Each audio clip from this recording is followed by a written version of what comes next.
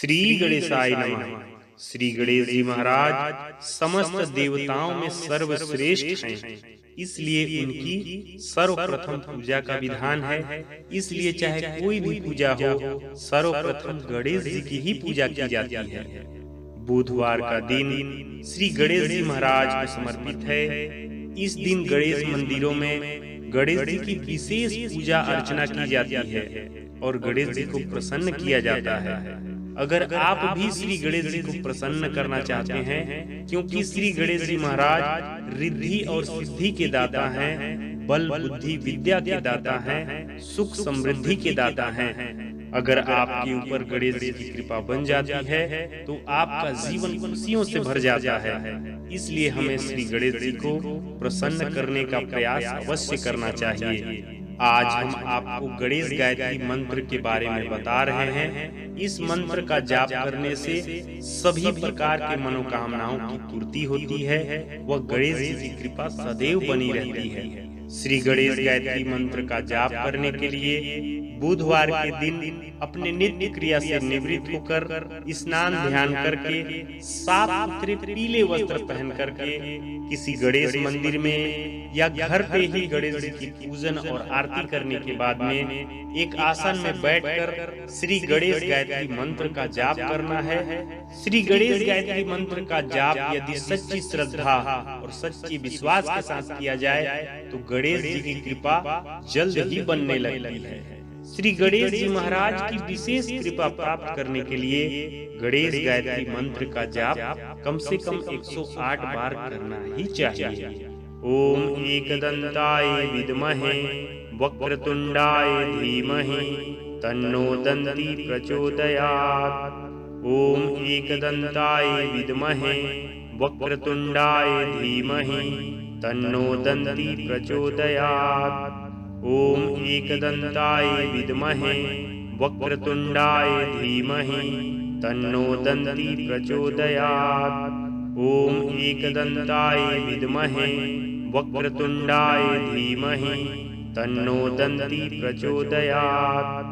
ओम एकदंताय विद्महे वक्रतुंडाय धीमहि तन्नो दन्ती प्रचोदयात्। ओम एकदंताय विद्महे वक्रतुंडाय धीमहि तन्नो दन्ती प्रचोदयात्। ओम एकदंताय विद्महे वक्रतुंडाय धीमहि तन्नो दन्ती प्रचोदयात्। ओम एकदंताय विद्महे वक्रतुंडाय धीमहि तन्नो दन्ती प्रचोदयात्। ओम एकदंताय विद्महे वक्रतुंडाय धीमहि तन्नो दन्ती प्रचोदयात्।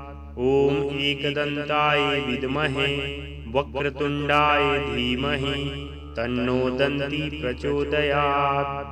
ओम एकदंताय विद्महे वक्रतुंडाय धीमहि तन्नो दन्ती प्रचोदयात्।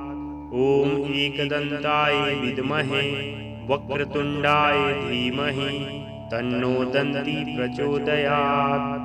ओम एकदंताय विद्महे वक्रतुंडाय धीमहि तन्नो दन्ती प्रचोदयात्। ओम एकदंताय विद्महे वक्रतुंडाय धीमहि तन्नो दन्ती प्रचोदयात्।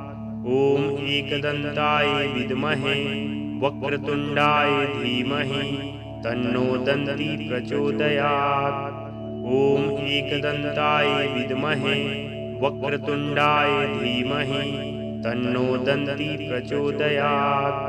ओम एकदंताय विद्महे वक्रतुंडाय धीमहि तन्नो दन्ती प्रचोदयात्। ओम एकदंताय विद्महे वक्रतुंडाय धीमहि तन्नो दन्ती प्रचोदयात्। ओम एकदंताय विद्महे वक्रतुंडाय धीमहि तन्नो दन्ती प्रचोदयात्। ओम एकदंताय विद्महे वक्रतुंडाय धीमहि तन्नो दन्ती प्रचोदयात्। ओम एकदंताय विद्महे वक्रतुंडाय धीमहि तन्नो दन्ती प्रचोदयात्। ओम एकदन्ताय विद्महे वक्रतुण्डाय धीमहि तन्नो दन्ती प्रचोदयात्। ॐ एकदन्ताय विद्महे वक्रतुण्डाय धीमहि तन्नो दन्ती प्रचोदयात्। ॐ एकदन्ताय विद्महे वक्रतुण्डाय धीमहि तन्नो दन्ती प्रचोदयात्। ॐ एकदन्ताय विद्महे वक्रतुण्डाय धीमहि तन्नो दन्ती प्रचोदयात्। ॐ एकदन्ताय विद्महे वक्रतुण्डाय धीमहि तन्नो दन्ती प्रचोदयात्। ॐ एकदन्ताय विद्महे वक्रतुण्डाय धीमहि तन्नो दन्ती प्रचोदयात्। ॐ एकदन्ताय विद्महे वक्रतुण्डाय धीमहि तन्नो दन्ती प्रचोदयात्। ॐ एकदन्ताय विद्महे वक्रतुण्डाय धीमहि तन्नो दन्ती प्रचोदयात्। ॐ एकदन्ताय विद्महे वक्रतुण्डाय धीमहि तन्नो दन्ती प्रचोदयात्।